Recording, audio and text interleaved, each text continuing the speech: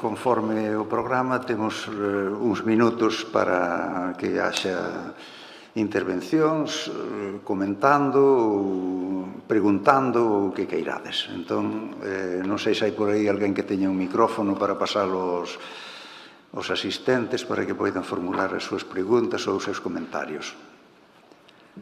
Veña, primeira, Ana Boullón.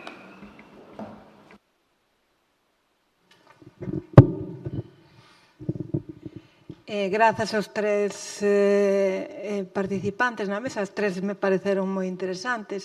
Só quería facer unha pequena pregunta a Domingo Blanco. Cando falaba da extraordinaria abundancia dos topónimos no cancioneiro, que evidentemente son paralelos á extraordinaria abundancia da toponimia en Galicia, dicía que ás veces aparecen nos cancioneiros topónimos que non son especialmente importantes. E preguntábase, bueno, daba varias pistas de por que podía ser eso.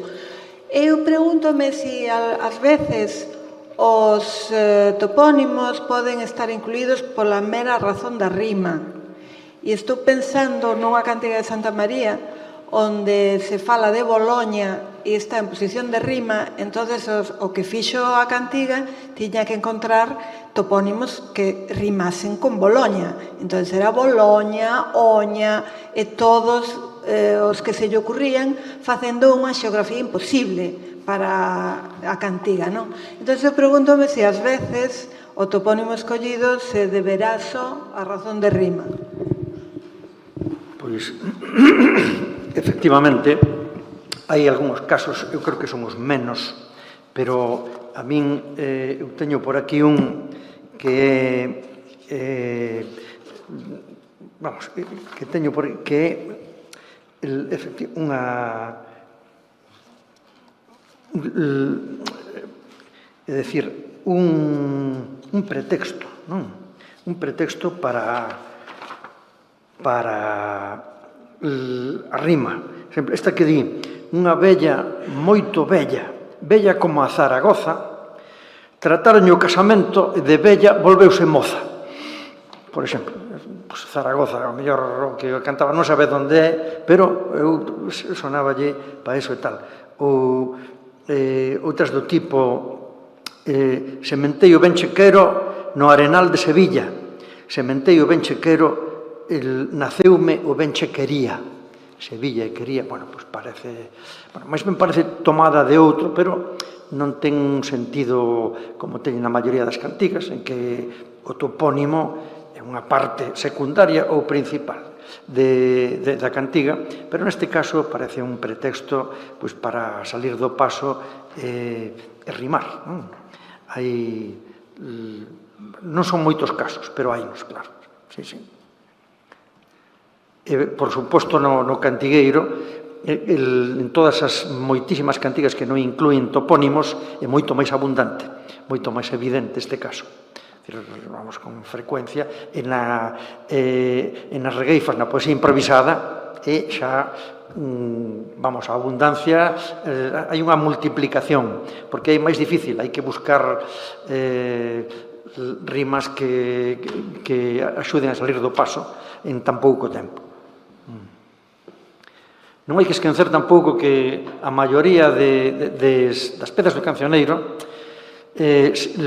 unhas foron recordadas, estaban no repertorio dos que cantaban, pero unha boa parte delas tamén son improvisadas no momento.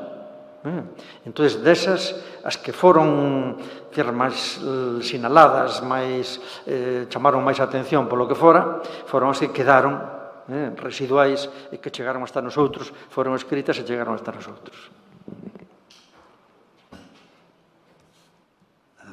Outra petición aí. Boas, abundando nesta pregunta que se acaba de facer, eu quería facer unha parecida. Tamén sobre os topónimos. Antes dixo que se usaban fórmulas que se repetían moitas veces e que ás veces integraban o topónimo. E quería saber, como coñecedores do cancioneiro e dos cancioneiros, se se repite moito esta especie de reciclaxe de coller unha cantiga dun sitio que podría ter un topónimo descoñecido para a persoa, porque é moi lonxano, e aproveitar a cantiga cun topónimo cercano da propia comarca e demais. Supoño que isto ocurre, pero non sei se é ocasional ou se abunda moito. Bueno, eu creo que é un fenómeno do máis frecuente que pode haber. É dicir, estábamos falando, eu pasei, unha que pusemos aquí, eu pasei por Camariñas cantando, as Camariñas quedan no río lavando.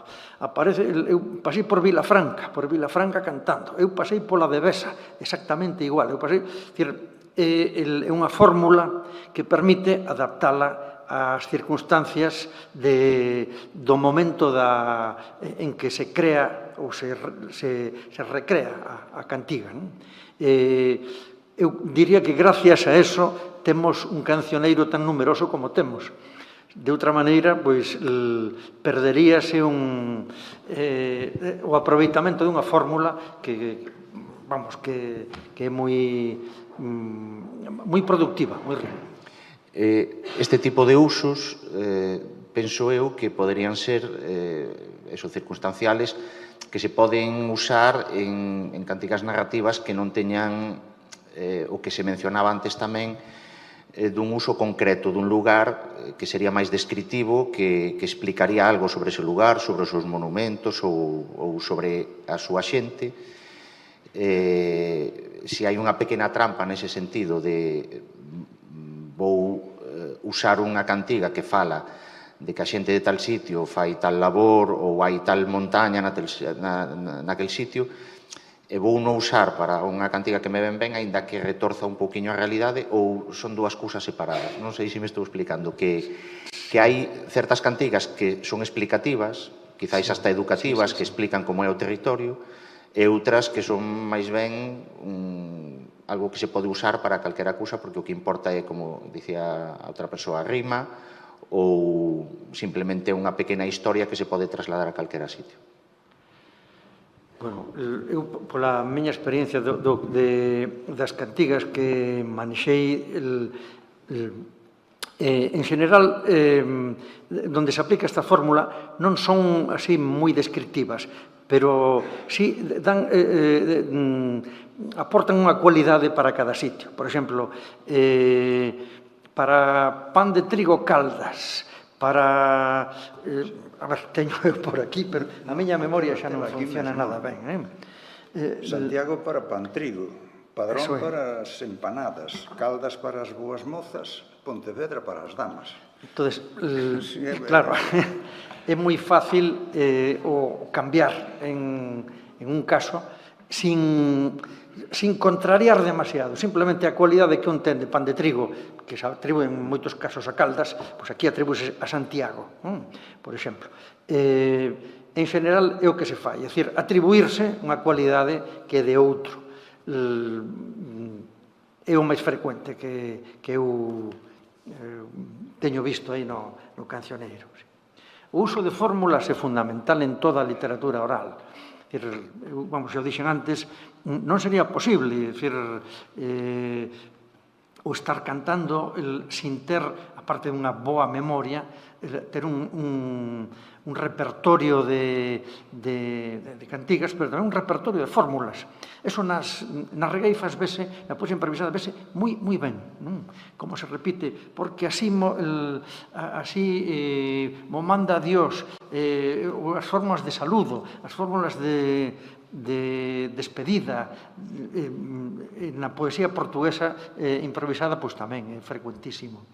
É un bastón para poder ir desenvolvendo o que un ten na memoria e convertindo en unha voz adecuada, nunha expresión, nunha expresión artística, para convertir a experiencia que un ten, unha ocurrencia, en arte verbal e arte musical.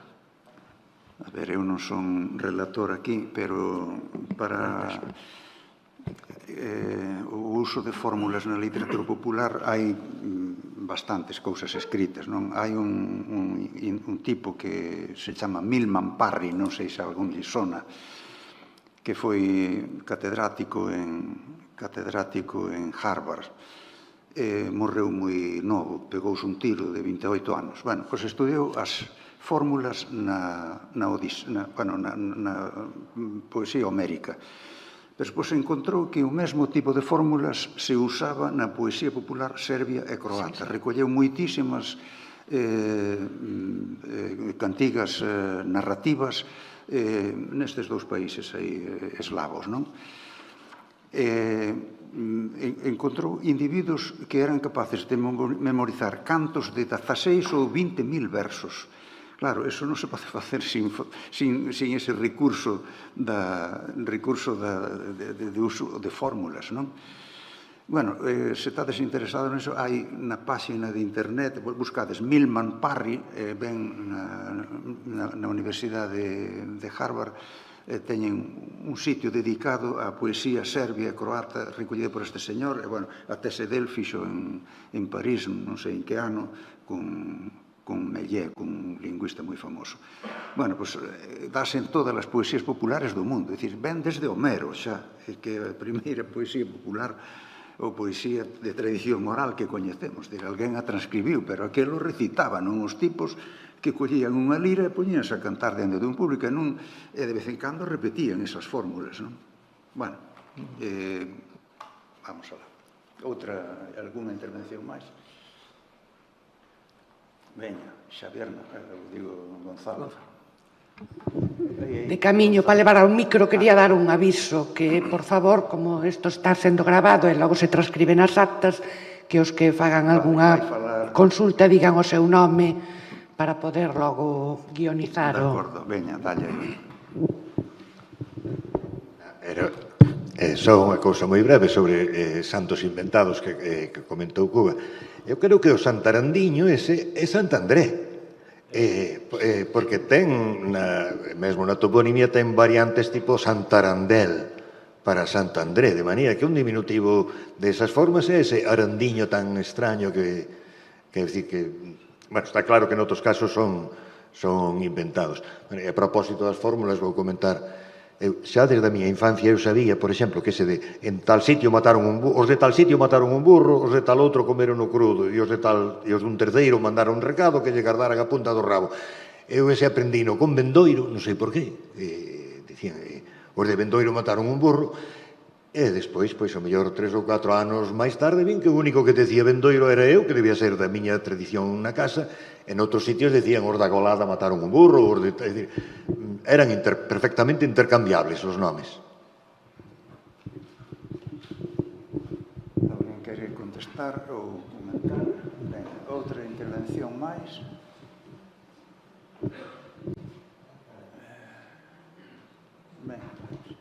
Ben, pois, se non hai máis intervencións, facemos unha pausa para o café, e dentro de